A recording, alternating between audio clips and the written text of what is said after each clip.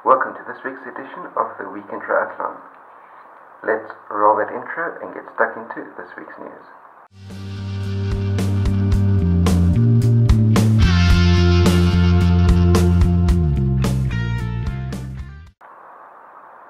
Top two stories for this week is obviously first up was Frodeno's world record at Challenge Roth last weekend, but more of that in the challenge specific segment.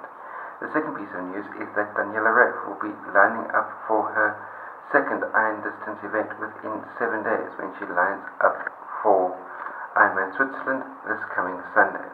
Bearing in mind this is 1 week after she almost broke Chrissy Wellington's Iron distance world record in Roth a week ago, and it makes it the third Iron distance event that she'll be lining up at within the space of 1 month,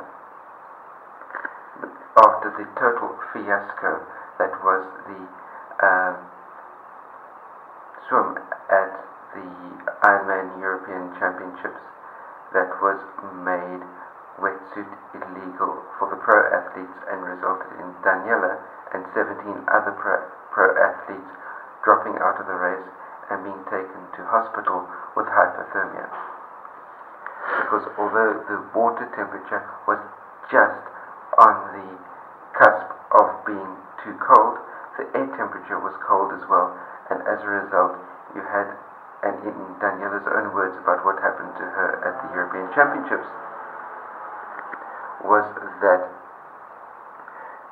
halfway through this first half of the swim felt okay, the second half of the swim started feeling sluggish and slow, and when she got onto the bike it felt like her legs weren't able to turn over properly, and she was starting to feel dizzy, and like the road was sort of like wavering in front of her, and then the next thing she knew, she was in an ambulance on her way to hospital.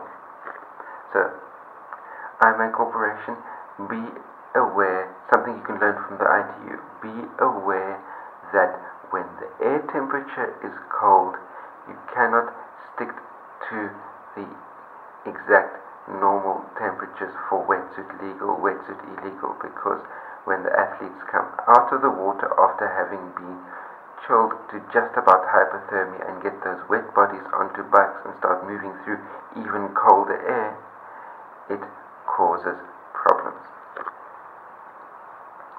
The goal for Daniela this coming weekend at Ironman Switzerland is simply to validate her Kona ticket before the cut-off date of 21st of August.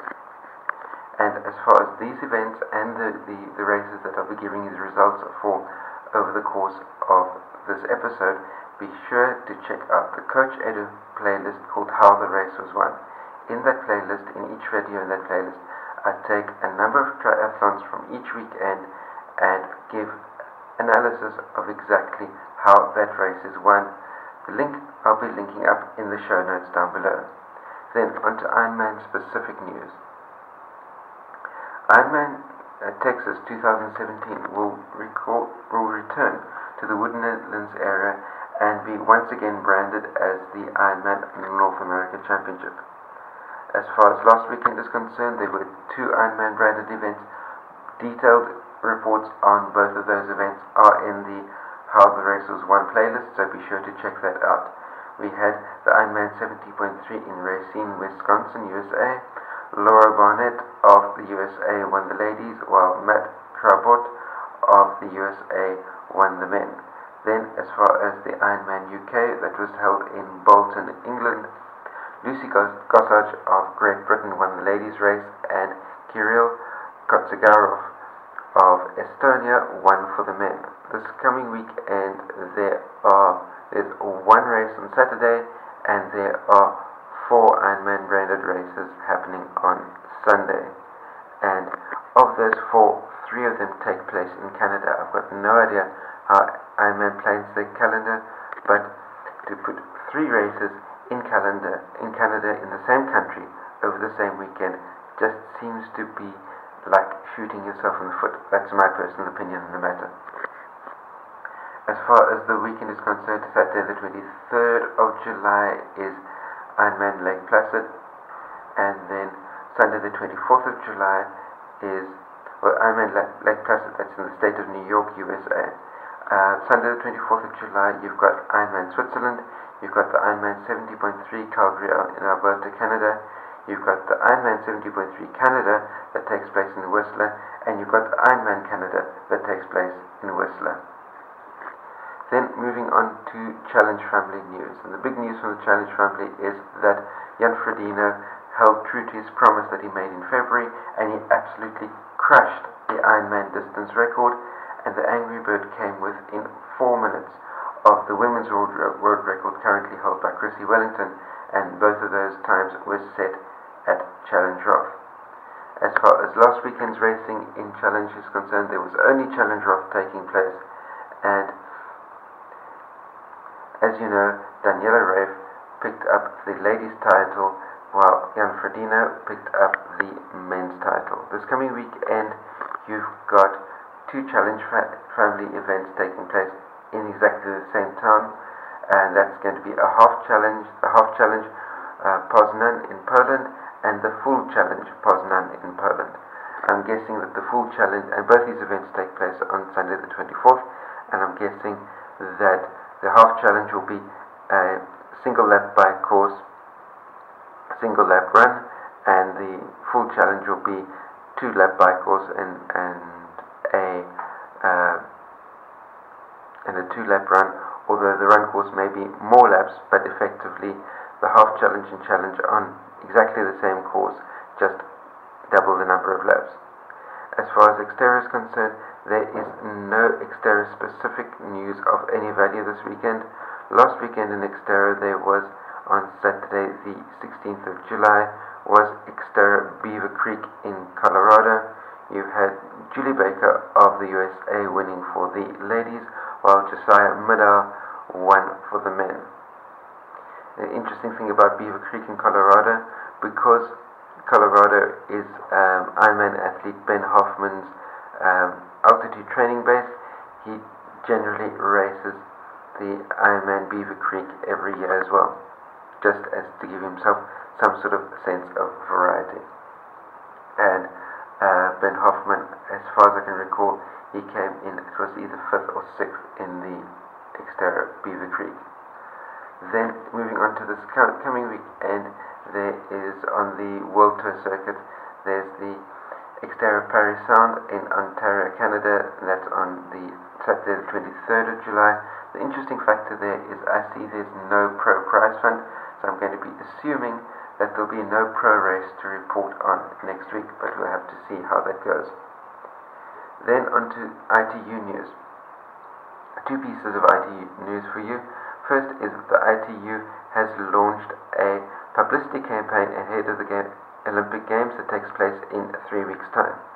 And the campaign is called This is Triathlon, where they're encouraging people to post video content and photograph content with the hashtag This is Triathlon on the social media platform Twitter, and then they'll be drawing out of all the content that gets posted, they'll be drawing one winner for a travel package to a specific ITU race.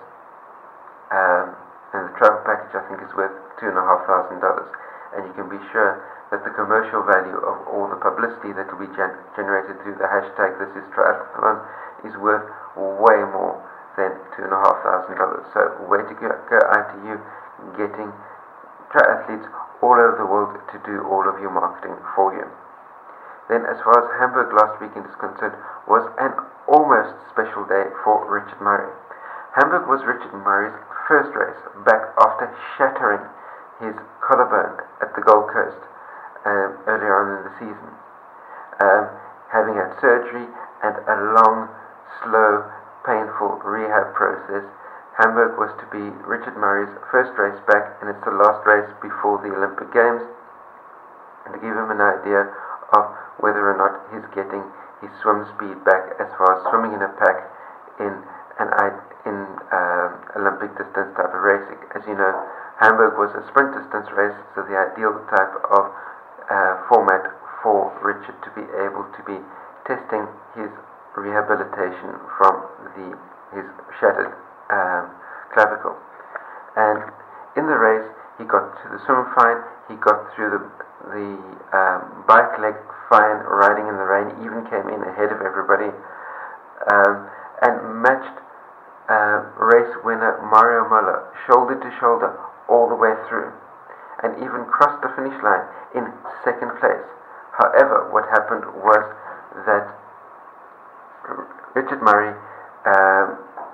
received a 10-second penalty for putting his wetsuit and swim cap accidentally into the wrong transition box, which resulted in him receiving a 10-second penalty. He served his 10-second penalty. It was about 150 meters from the finish line where the penalty box was, and as he pulled into the penalty box, he was demanding to know from the ITU officials why he was given the penalty, and demanding to know why he was given the penalty was deemed unsportsmanlike by the ITU, and as a result, Richard Murray got disqualified on his first race back. But from his personal perspective, it's a case of the being back in ITU racing and being able to match Mario Moller shoulder to shoulder bodes well for the Olympic Games in Rio coming up. So far as this past weekend in ITU racing was concerned, Sunday the 17th was the ITU Hamburg in Germany. Katie Zaferes of the USA won for the ladies, while Mario Moller won for the men.